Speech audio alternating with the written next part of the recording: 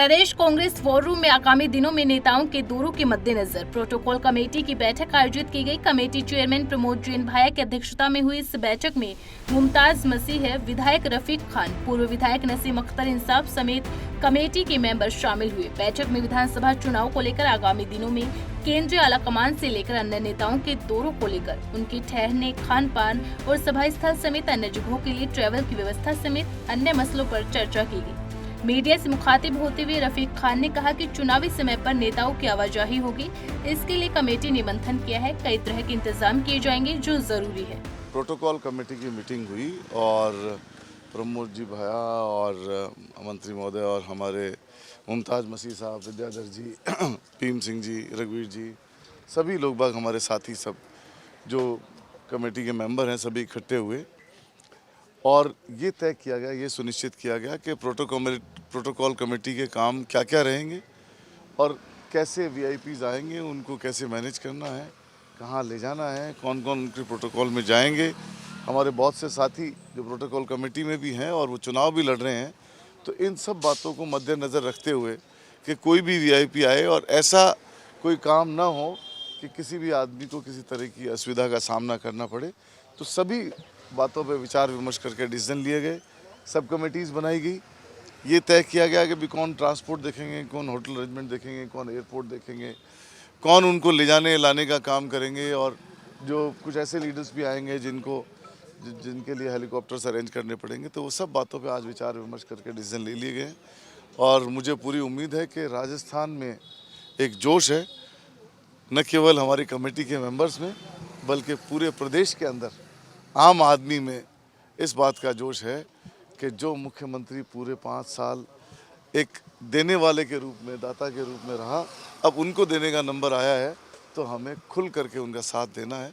इन्हीं बातों के साथ मीटिंग कंक्लूड। खान मंत्री प्रमोद जैन भाया का एक कथित ऑडियो कुछ दिन पहले सोशल मीडिया पर यह कहते हुए वायरल किया गया कि इसमें जिस व्यक्ति की आवाज है वो मंत्री भाया है, जो गृह मंत्री अमित शाह को लेकर बात कर रहे हैं। लेकिन आज मंत्री प्रमोद जैन भाया ने ऑडियो को सिरे से खारिज करते हुए उससे ऑडियो को फर्जी बताते हुए कहा कि अभी तो चुनाव की शुरुआत है, ऐसे मनगढ़ंत ऑडियो वीडियो टेक्नोलॉजी का इस्तेमाल कर और भी बनाए जाएंगे, लेकिन हम इनसे विचलित होने वाले नहीं हैं। इसके साथ ही मंत्री प्रमोद जैन भाया ने वसुंधरा राजे के भाजपा में कमजोर होने के सवाल पर कहा कि भाजपा अपना काम करेगी और हम अपना काम करेंगे। हम कांग्रेस की सिपाही है, कांग्रेस जहां पर हमें आदेश देती है हम कभी विचलित नहीं होते। उन्होंने कहा कि वसुंधरा राजे के आने और नहीं आने से हमारे अस्तित्व पर कोई फर्क नहीं पड़ता।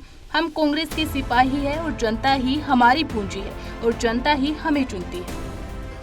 आज प्रोटोकॉल कमेटी की बैठक थी मेरी अध्यक्षता में और उसमें हमारे जो स्टार प्रचारक, बाहर से जो भी अतिथि आएंगे उनको अतिथि देवो भव की भावनाओं को मद्देनज़र रखते हुए उनको प्रॉपर सम्मान मिले, उनकी प्रॉपर व्यवस्था हो, इसको लेकर आज अलग अलग जिम्मेदारियां निहित की गई हैं। एयरपोर्ट पर रिसीव करने की कमेटी अलग बनाई गई है, होटल की कमेटी अलग बनाई गई है, व्हीकल कमेटी अलग बनाई गई है। उनके साथ प्रॉपर रूप से जाने आने के लिए जिम्मेदार साथियों की अलग से जिम्मेदारी दी गई है।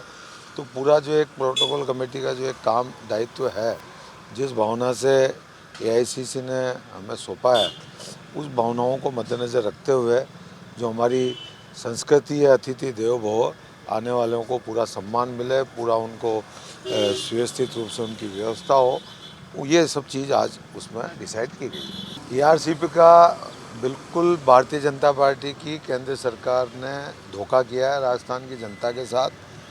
इससे स्पष्ट है कि उनकी कथनी और करनी में अंतर है और हमारे राष्ट्रीय अध्यक्ष जी इसी उसमें बारह पधारे, हमारा सौभाग्य है और निश्चित रूप से आम जन में इसको लेकर आक्रोश है। आज हमारे बारह जिले में भी एआरसीपी में 2 डैम बनने हैं, एक तो पार्वती पे, एक कुल्लू नदी पे, दोनों बड़े डैम प्रस्तावित हैं। आज वो बनते हैं तो लाखों हेक्टेयर भूमि सिंचित होगी, हजारों गाँवों को, कई शहरी क्षेत्रों को पीने का पानी मिलेगा। तो कोई भी बड़ी परियोजना हो, केंद्र का दायित्व होता है कि उसको राष्ट्रीय परियोजना घोषित करे ताकि फंड्स की व्यवस्था केंद्र की सरकार की तरफ से हो सके, परियोजना समय पर पूरी हो सके। और हमारी जो राजस्थान की सरकार है, हमारे लोकप्रिय मुख्यमंत्री जी हैं, उन्हें तो उस काम को आगे भी बढ़ाया है लेकिन राजस्थान सरकार के संसाधन सीमित होते हैं। जितना समय लगेगा उतनी उसकी कॉस्ट बढ़ेगी, उतना जनता को देरी से लाभ मिलेगा। तो ये सब चीज़ें जो नुकसान होने वाला है, इसको लेकर आम जन में आक्रोश है और उसका खामियाजा भारतीय जनता पार्टी को भुगतना पड़ेगा। देश और दुनिया की हर बड़ी खबर के लिए सब्सक्राइब करें नवतेज टीवी और पल पल के अपडेट्स के लिए बेल आइकन को दबाना ना भूलें, क्योंकि आपकी खबरों का भरोसेमंद साथी है नवतेज टीवी।